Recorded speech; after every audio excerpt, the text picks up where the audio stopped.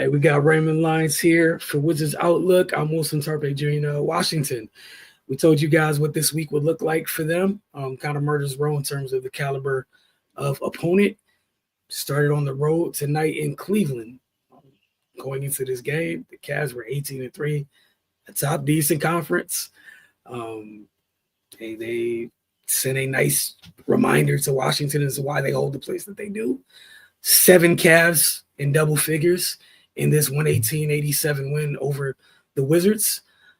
Ray, we saw the Cavs get a little bit from so many different contributors in this one. And I'll let you go in terms of go down the list of things you can't or shouldn't and then can't afford to do against quality opponents.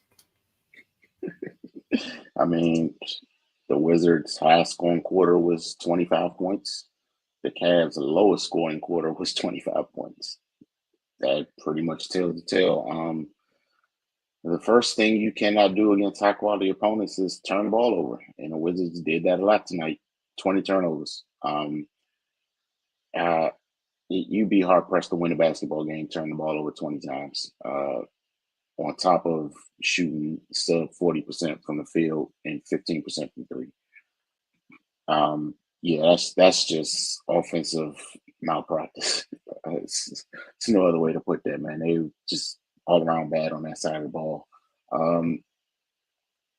They actually, given the problems they've had with Cleveland's front line, they won the rebounding battle. 52-45, 13 offensive boards. But yeah, man, that's probably the only place they played well tonight was on the glass.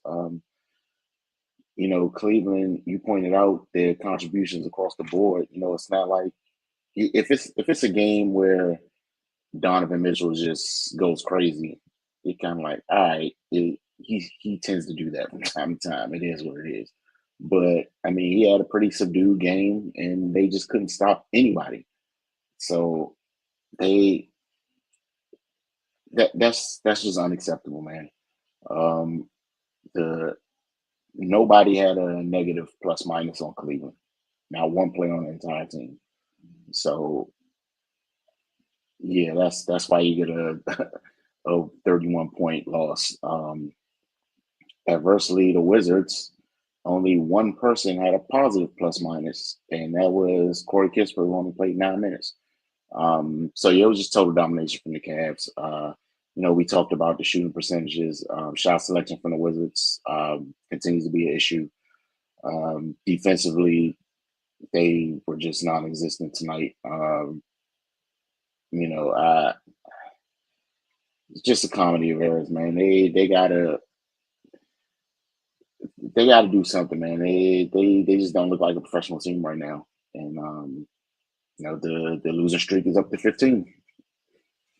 Yeah, that's the part that has to be taking a toll, I'm sure, for fans, which not watching objectively.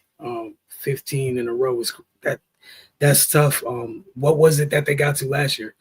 There was a stretch last year when it got kind of bad, right? It doesn't. I think this exceeds that, does it not? I can't remember, but yeah, it was pretty bad because they were approaching some type of historic futility because they were coming up on a Pistons game, and that Kyle Kuzma tweet resurfaced. But whatever record they were going for, that game they didn't reach it because they won before that. But I can't remember what the losing streak was. It was nasty though, for sure. Man, it's 15 right now though. We're 15 consecutive, and keep in mind again, I don't mean to keep bringing this up. Just this is what we'll be seeing this week. Dallas, Denver, Memphis, and then there's a brief reprieve for that next week. It's a brief reprieve. Man, like that's tough, man. That's tough. The rest of this week is horrible. There's all teams trying, fighting. You got some teams like Denver, they're trying to fight to move up in the West. They got Mm-hmm. to worry about. Dallas the same, trying to hold their spot because there's some folks underneath Dallas that would like to jump them. Memphis just getting job back. Same thing. That's gonna be tough, man. Again, the one thing we'll give credit where it's due. Pounding the glass tonight. That box was checked. Kudos to them for that. But you can't win a game shooting 15% from three. It's just things that can't happen. And out of 20 turnovers, I think they gave up 25 points off the 20 turnovers, directly correlating your demise, turning the ball over. And those are just the live ball turnovers. This is not, some of those missed shots that sometimes turn into turnovers or what have you. I guess if I had a, bright spot from the night, shout out to Bub. Obviously, too many turnovers tonight, but 7 boards goes a long way. You got a guard hitting the glass in that fashion. So love to see that. Bilal had a very bad shooting tonight. He wasn't alone. The team did not shoot the ball well this evening at all. But yeah, like you said, man, it's easier to digest to be like, all right, Donovan went for 45, 46, 48. Right. Or Donovan and Evan went nuts. Or I think, was it earlier this season when Jared Allen went crazy? He didn't even have a crazy Jared Allen game. To your point about the rebounds, Jared Allen had 3 rebounds. Like, that's a godsend. If before the game you get a future look at the box score and it says Jared Allen 3 rebounds, you're like, good. But you lose the game by 30. And he had his own stuff to deal with because JV's a big dude, and it's a lot to deal with. Nothing athleticism is fun until the wall moves. So he had to deal with that. But kudos to the rest of his team.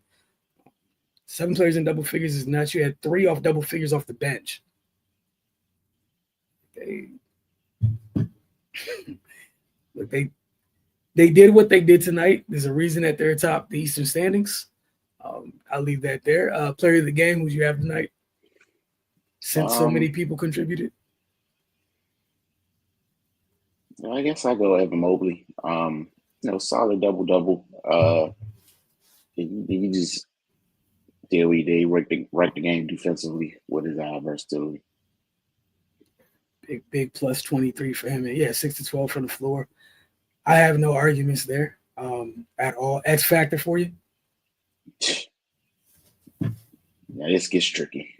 Yes. Oh man. All right, if you deliberate, and I'll jump out there. Yeah. I'm gonna go Sam Merrill. The 14 points obviously is great. I know Georges Niang had 14, but of the two of them, I would expect Georges Niang to have 14 more so than I would Sam Merrill to have 14. Now, I'm not gonna say Merrill. Georges Niang having 14-20 off the bench doesn't shock my system at all. Sam Merrill going 5 of 10 from the floor and 4 of 9 from deep, literally to me defines X factor. And he had 6 assists. Couple steals, no turnovers. You came in, expect you to shoot the rock, and you had 6 helpers. That's who X Factor is for me. Who you got? Yeah, I mean, you summed that up perfectly. And that's a good point about Georges Niang. Like that's what he's expected to bring to the table at this point. The Merrill contribution, that's just icing on the cake. Again, really good win. It's a clean win for Cleveland. Again, I'm still wrapping my head around. Lost to Cleveland and nobody had 20 points. It was that balanced. Like it was literally that balanced. And Donovan Mitchell did not shoot the ball well. He shot well from 3, but did not shoot the ball well. Again, up next for Washington, got Dallas on Thursday. Joker and company on Saturday. Memphis on Sunday. So we're going to see you guys several more times this week. I appreciate y'all as always. We'll see y'all soon.